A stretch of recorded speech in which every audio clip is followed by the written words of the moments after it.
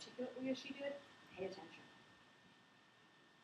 I think it was interesting how she said that she had kind of a rough home life and how school was an escape for her. And I think that's a pretty big role in her response. That is a huge theme that we find in the literature beyond this sort of stuff. School is a ticket out. School is a better life. School is a way to avoid the life that, for some reason, is painful for me. So for every story you get about school being painful, you're going to find another video that says school is the safe haven. And you're going to find ones that really break your heart. I mean, you're going to find ones that basically say, I love going to school because I got fed. And I really was afraid about vacations because I didn't know where the next meal came from. And that was an important thing that I learned. So your point is really well taken. I think it's going to be an important theme. You could choose to be that guy or not. But it's an important theme in terms of the role, the social role, the emotional role school played beyond providing an education. And the ways in which she turned around and said school's the ticket out versus the folks who turn around and say there is no ticket out.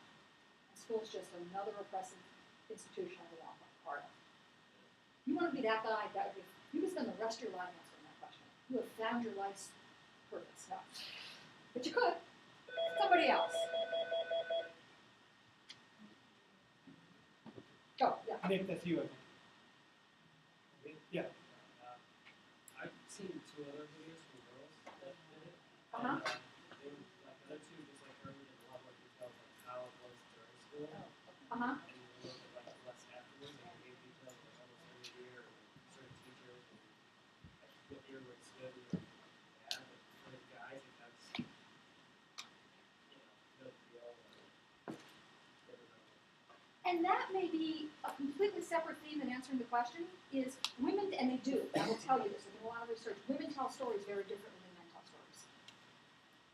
And that may just be one of the sort of weird findings that you come up with out of this, is that, look at what the women talk about. She, though, did talk about some things that were really, really different.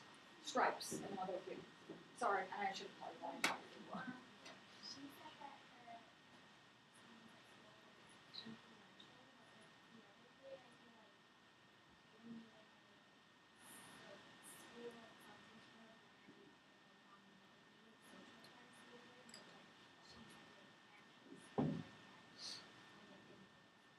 She had a great line.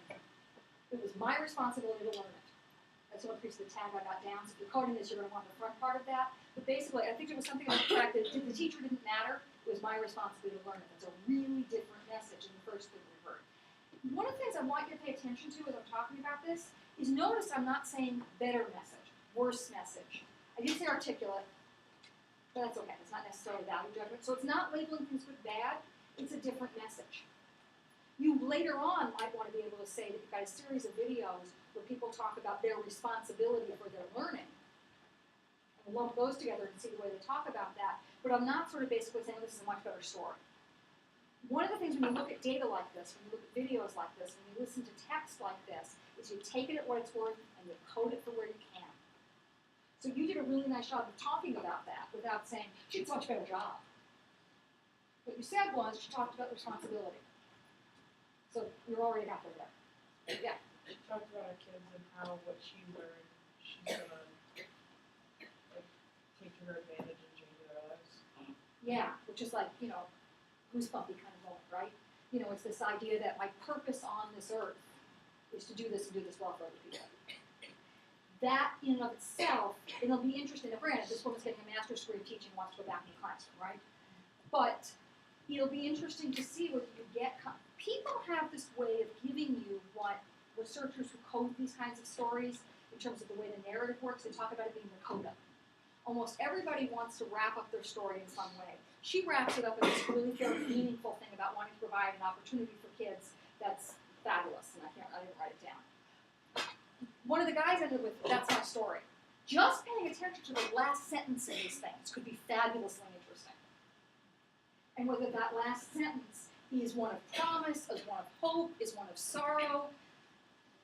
That in and of itself, you could be the last sentence girl if you wanted to. I mean, seriously, there are some really interesting ways people wrap that up. Because one of the things you're going to discover in this, as it goes on, is by simply posing the question, by simply having people take the time, the 7 minutes or whatever it is, to set it up and do the video, your project has affected their lives. And they will reflect on that story they told over and over and over. And it will shape, unavoidably, how they view that experience. And so paying attention to the beginning of that shaping, which you'll find in the last line in the coda, could be phenomenally important. Or interesting, or not. One more similarity or difference. Now I'm going to ask you this sort of interesting question. Which one, don't shout, which one was your favorite? Try to put this person next to you. Talk about which one was your favorite. Try to talk about why. Because unavoidably, there's going to be ones we like better than other ones. So talk about your favorites.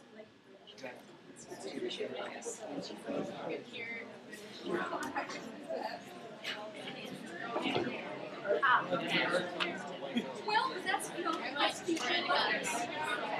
Let's talk about that. That's why. Yes. Oh, like what you said, Jake, I'm obsessed right now. And suddenly the articulate is just like, yeah. We've done, took a while to go through this one, but this will be the last thing.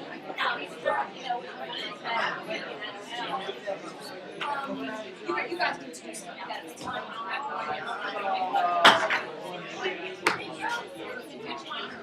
Okay. Yeah, you cannot say that with British accent. Ladies. Sorry. I thought he had a really good point. Okay, that you Okay. can say that. Let's bring it back. We got like 5 minutes. Got like 5 minutes. And I can't. First guy's name. Nevin. Nevin, math teacher, went to his own high school, is back teaching in his own high school. How many people like Nevin? Why did you like Nevin? You haven't talked yet. You right there. Yes, the blue. Yes, you.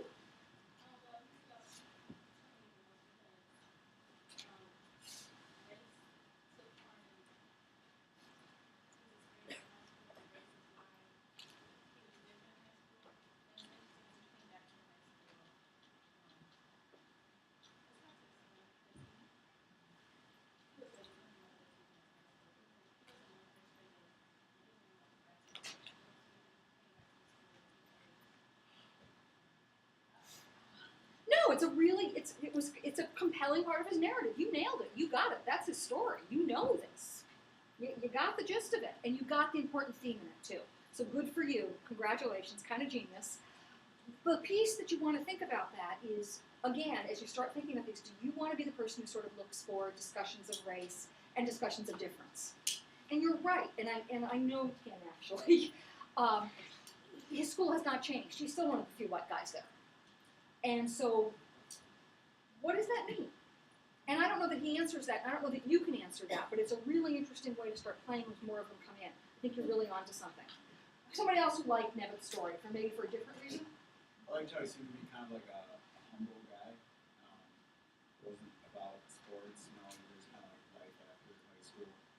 And so I like that, even though he was known for sports and stuff, he was still there because he wanted to help better other kids. So it's this idea of greater purpose, education for a greater purpose. Again, I've already given you one, so you can't have two of them. But again, this idea that, and to a certain extent, the last one we saw had that same idea. My education set me up to do something else. So there could be the purpose people, right? Yeah. Those of you that, yeah, you're absolutely right. The person who followed that was the guy with the lovely British accent, right? Andrew? How many of you liked Andrew not because of the way he spoke, but because of what he said? All right, I know. Okay, in the green, why'd you like Andrew? You told it like it was. You didn't hold that. One of the things I didn't get to today that we're going to actually talk about is the idea of persuasiveness and trustworthiness. And so you hit upon a really important aspect of this kind of research. You want to see whether these stories feel real, and you nailed that. And so that's an important thing. You're in your gut, you know whether they're lying. Yeah. And he talked to it in a way that convinced you. It had plausibility. There was truthness to it. My gosh, there was some trustworthiness to it. Yeah, perfect, smart, really good. Pay attention to that.